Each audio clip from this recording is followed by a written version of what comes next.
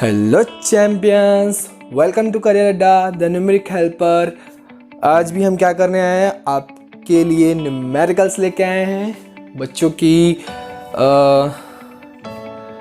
का कमेंट किया था कुछ बच्चों ने कि ग्रेविटेशन से रिलेटेड एस.सी. वर्मा बुक के कुछ न्यूमेरिकल्स करवा दीजिए sir.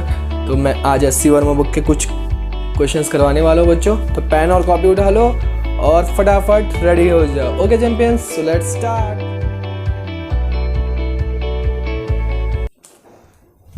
Here the first question is, the particle is thrown upwards with a speed of 39.2 metre पर सेकेंड।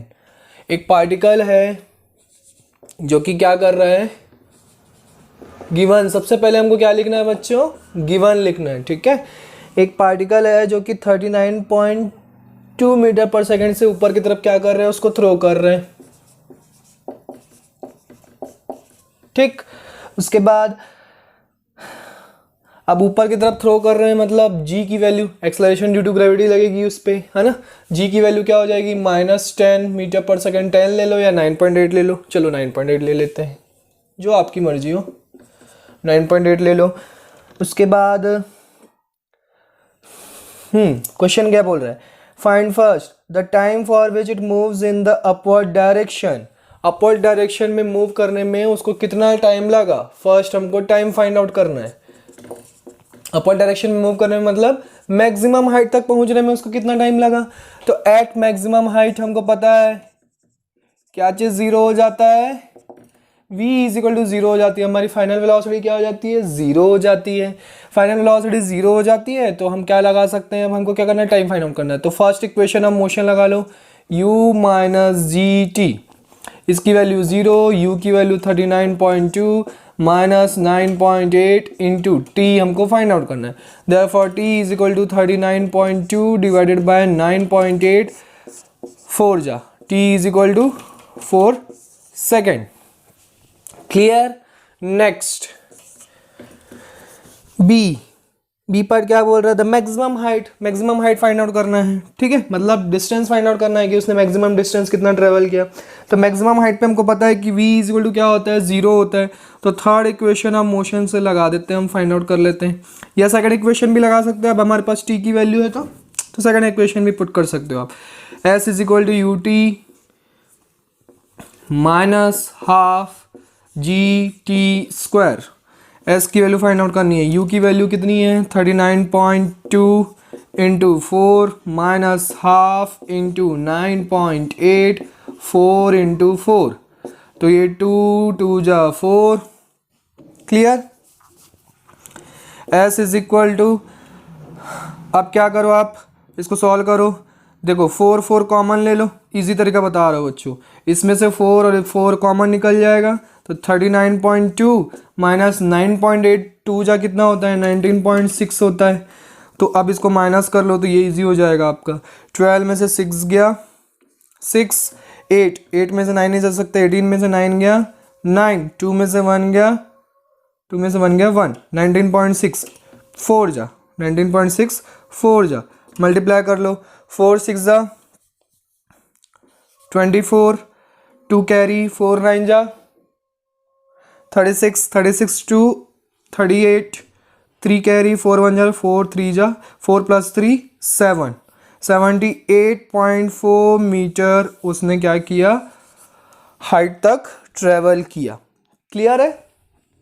ये तो इजीएस्ट क्वेश्चन था, है ना। स्टार्टिंग में थोड़ा हमको क्या करना है, रिवाइज करने के लिए थोड़ा सा इजी क्वेश्चंस करने पड़ेंगे बच्चों, है ना। उसके बाद फिर मैं अच्छे क्वेश्चंस उठाऊंगा एस.सी. वर्मा बुक के, ठीक है। नेक्स्ट क्वेश्चन क्या बोल रहे हैं, find the value of the acceleration due to gravity at a height of 12,800 kilometre from the surface of the earth.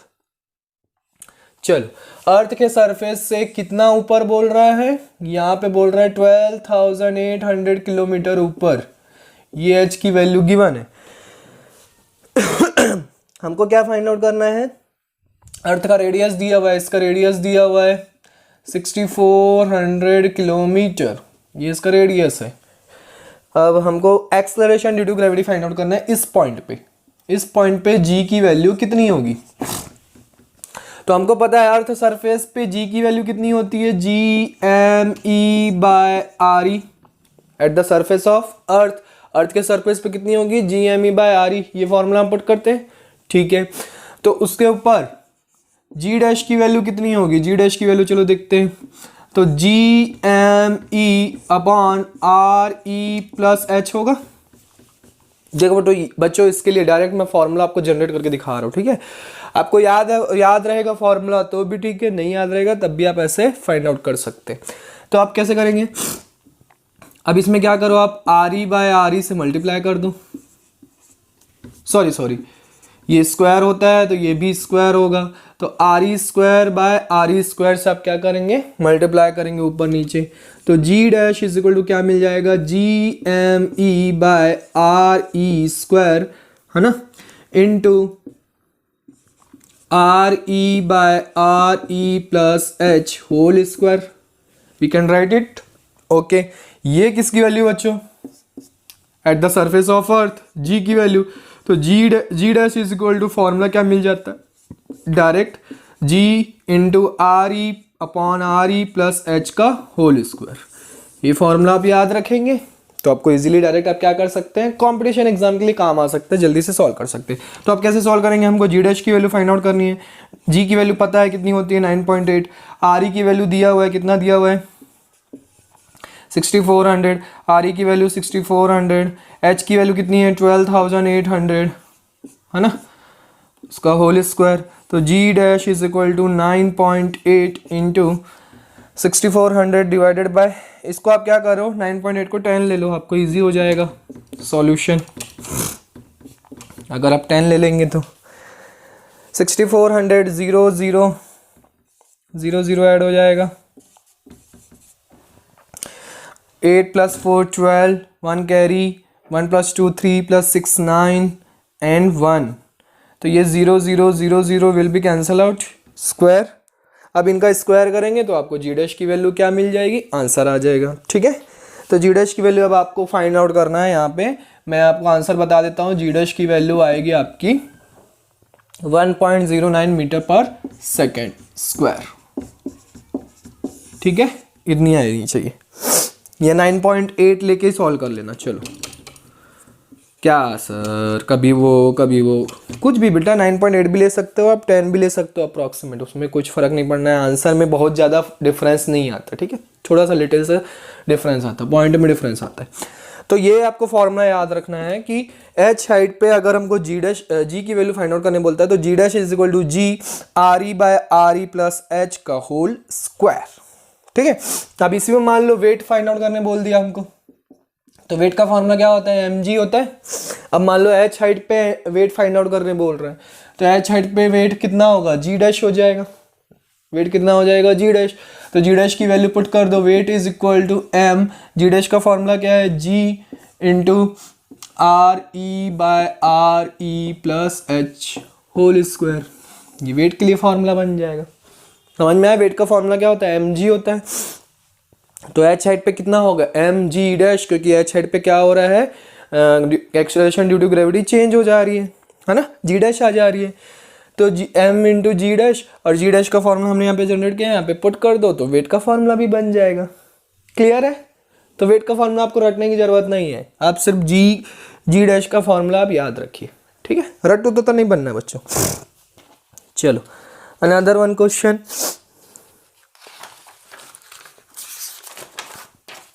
Note करना चाहेंगे, नोट कर लो फटाफट। ओके चैंपियंस, मजा आ रहा है क्वेश्चंस करने में एससी वर्मा के। ओके क्वेश्चन नंबर 3 करते। What is saying question number 3, question number 3 क्या कहता है question number 3। Okay, a particle is taken to a height of, अब देखो आप इसके लिए फॉर्मूला आप डायरेक्ट पुट करेंगे हम लोग, ठीक है। A particle is taken to a height of 2RE above the earth surface. H की वैल्यू कितना दिया हुआ है, 2RE, मतलब अर्थ सरफेस से, अर्थ का जितना रेडियस होता है उससे डबल वो पार्टिकल को लेके गए। Earth surface where R E is the radius of the earth, if it is drop from this height what would be its acceleration. अगर इसको वहां से ड्रॉप किया जाए तब इसका एक्सलरेशन कितना होगा। एक्सलरेशन मतलब जी डैश की वैल्यू फाइंड आउट करनी है। तो एच हेड पे जी डैश की वैल्यू कितनी होती है, G into R E by R E plus H का होल स्क्वायर। तो G dash is equal to, इसको लिख लो 9.8 आर ई एच की जगह देखो ये वाला फॉर्मूला आप पुट कर सकते हैं हम लोग ना। तो एच की जगह पे क्या होगा 2 आर ई होल स्क्वायर। अब देखो इसको सॉल्व करो, ये इजी हो गया। ये कितना हो जाएगा R E divided by 3 R E will be cancel out whole square. Therefore g dash is equal to 9.8 into 1.9 sorry 1/9, क्योंकि 1/3 बच रहा है। 1/3 का स्क्वायर कितना होगा 1/9। Therefore g dash is equal to 9 1 जा 9 9 1 जा 9 0 है ना, और 1.09 के अप्रॉक्स आप मान लो है ना, नहीं तो 9 जा 72। तो 1.08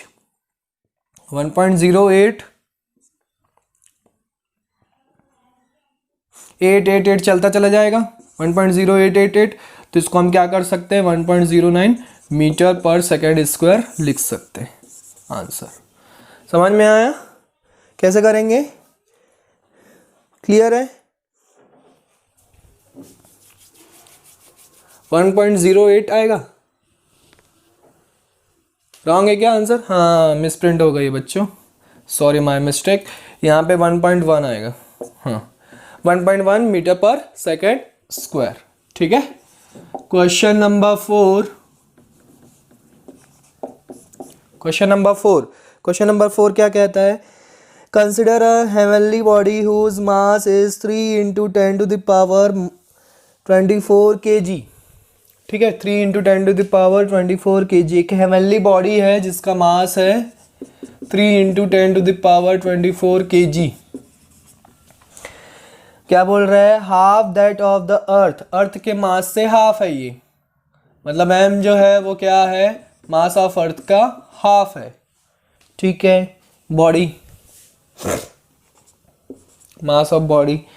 उसके बाद क्या बोल रहा है, radius of body is equal to 200 kilometre. ये भी बोल रहा है कि रेडियस ऑफ बॉडी जो है वो रेडियस ऑफ अर्थ के क्या है, हाफ के इक्वल है। ठीक है, what is the acceleration due to gravity at the surface of his heavenly body. इस हेवनली बॉडी पे इसका जो एक्सेलरेशन ड्यू टू ग्रेविटी है उसके सरफेस पे कितना होगा।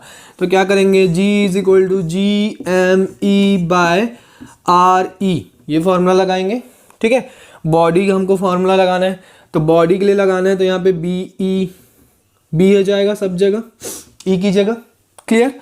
अब हमको पता है, क्या पता है, G की वैल्यू तो सब जगह सेम होती है। MB की जगह हम क्या लिखेंगे, ME/2। या तो आप डायरेक्ट क्या करो, ये पुट कर लो, वैल्यूज दी है तो, या तो ये कर लो। ऐसे करने से क्या होगा, देखो इजी हो जाएगा। क्या इजी हो जाएगा, अब आपको मिलेगा GB, फिर गलती क्या सर, ये RB का स्क्वायर होता है ना, तो ये भी क्या हो जाएगा, स्क्वायर हो जाएगा। तो 2 का स्क्वायर ऊपर जाके 4, ये नीचे आके 2, इधर मिल जाएगा आपको GME/RE स्क्वायर। इसकी ये किसकी वैल्यू होती है, G की वैल्यू होती है, G ऑन अर्थ। तो G ऑन अर्थ कितना होता है 9.8 2 जा कितना हो जाएगा, जो उस हेवनली बॉडी है उसका कितना हो जाएगा 19.6 मीटर पर सेकेंड स्क्वायर। उसके सरफेस पे क्या हो जाएगी, एक्सेलरेशन ड्यू टू ग्रेविटी हो जाएगी। क्वेश्चन नंबर 5 समझ में आया, क्लियर है, सिंपल जी का फॉर्मूला लगाना था। अब एक मस्त मजेदार क्वेश्चन है बच्चों, चलो क्वेश्चन क्या कहता है, about two bodies A and B of masses m and 2m respectively are kept a distance d apart। चलो masses क्या दिया हुआ है, m and 2m, दो बॉडी है, एक m है और दूसरी बॉडी 2m। ये दोनों एक दूसरे से कितने डिस्टेंस पर है, d डिस्टेंस पर है। ठीक है, d डिस्टेंस पर है। Where should a small particle, ये A और B इसका नाम है, where should a small particle be placed so that the net gravitational force on it due to the bodies A and B is 0? ठीक है, हमको एक स्मॉल पार्टिकल इसके मतलब इनके पास रखना है स्मॉल पार्टिकल, तो ऐसे अरेंज करना है उस स्मॉल पार्टिकल को कि उस स्मॉल पार्टिकल, अब स्मॉल पार्टिकल मैं यहीं के इनके आसपास रखूंगा तो उस पर क्या लगेगा, इसके कारण ग्रेविटेशनल फोर्स लगेगा, इसके कारण भी ग्रेविटेशनल फोर्स लगेगा। तो हमको ऐसा अरेंज करना है कि दोनों के कारण जो ग्रेविटेशनल फोर्स लगेगा उनका नेट फोर्स हम निकालेंगे, नेट निकालेंगे तो वो क्या होना चाहिए, 0 होना चाहिए। ठीक है, अब 0 होना चाहिए। अगर मान लो मैं इधर रखता हूँ तो इसका डायरेक्शन भी इसी साइड, इसका डायरेक्शन भी इसी साइड, तो नेट 0 हो पाएगा क्या, नहीं हो पाएगा अगर दोनों का डायरेक्शन सेम है। अगर मान लो मैं उस पार्टिकल को इधर रखता हूँ तो इसका डायरेक्शन इस साइड, इसका डायरेक्शन भी इस साइड, तब भी क्या होगा, सेम डायरेक्शन में होगा, तो नेट फोर्स क्या हो जाएगा, 0 नहीं हो पाएगा। तो हमको कहाँ पे पुट करना पड़ेगा, इन दोनों के बीच में कहीं पे हमको उस पार्टिकल को पुट करना पड़ेगा। तो मैं यहाँ पे कहीं पे पुट करता हूँ, मैं मान लेता हूँ इससे यहाँ से यहाँ तक का डिस्टेंस कितना है, x, तो यहाँ से यहाँ तक का डिस्टेंस कितना हो जाएगा, d माइनस एक्स। क्लियर, समझ में आया। अब नेट फोर्स 0 है, नेट फोर्स क्या होना चाहिए, 0 बोल रहा है, नेट फोर्स 0 होना चाहिए। मतलब इस पार्टिकल पर m1 के कारण ग्रेविटेशनल फोर्स इस तरफ लगेगा, ठीक है, जिसको मैं f1 ले लेता हूँ, और इस पार्टिकल के कारण f2 ग्रेविटेशनल फोर्स इस तरफ लगेगा, जिसको मैंने f2 ले लिया। अब देखो दोनों ऑपोजिट डायरेक्शन में जा रहे हैं, अब नेट फोर्स 0 हो सकता है, तो हमने मान लिया नेट फोर्स 0 है। मतलब मैं यहाँ पे f2 minus f1 is equal to 0। देखो ऑब्वियस सी बात है, इसका ग्रेविटेशनल फोर्स ज़्यादा होगा क्योंकि इसका मास ज़्यादा है ना। तो f2 minus f1 is equal to 0, मतलब f2 इज इक्वल टू क्या मिल जाएगा, F1 मिल जाएगा। दोनों फोर्स क्या हो जाएंगे, इक्वल हो जाएंगे, तभी नेट फोर्स 0 होगा। इक्वल एंड ऑपोजिट होंगे तभी तो नेट फोर्स 0 होगा बच्चों। क्लियर हो रहा है कॉन्सेप्ट, ठीक है। F2 का फॉर्मूला लगाते हैं। F2 के लिए फॉर्मूला क्या है, G m1 m2 upon r square, यही होता है फॉर्मूला ग्रेविटेशनल फोर्स का। चलो, तो उस पार्टिकल का मास दिया नहीं है तो हम यहाँ पे m डैश ले लेते हैं, चलो ठीक है। तो G m dash into 2m divided by d minus x का whole square is equal to G m dash into m divided by x का होल एक्स स्क्वायर। अभी देखो G cancel out, m dash cancel out, m cancel out, तो क्या बच गया, 2 by D minus x का whole square is equal to 1 upon x square. Cross multiply कर दो, तो क्रॉस मल्टीप्लाई करेंगे तो 2x स्क्वायर, और ये क्या हो जाएगा, d माइनस एक्स का whole square. a minus b whole square का फॉर्मूला यहाँ पे क्या करना पड़ेगा, हमको पुट करना पड़ेगा।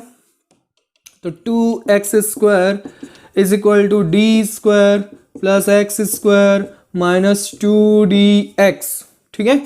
ये क्या हो जाएगा, एक्स स्क्वायर इधर आके माइनस हो जाएगा, तो ये क्या हो जाएगा, 2x square minus x square, that is x square plus 2dx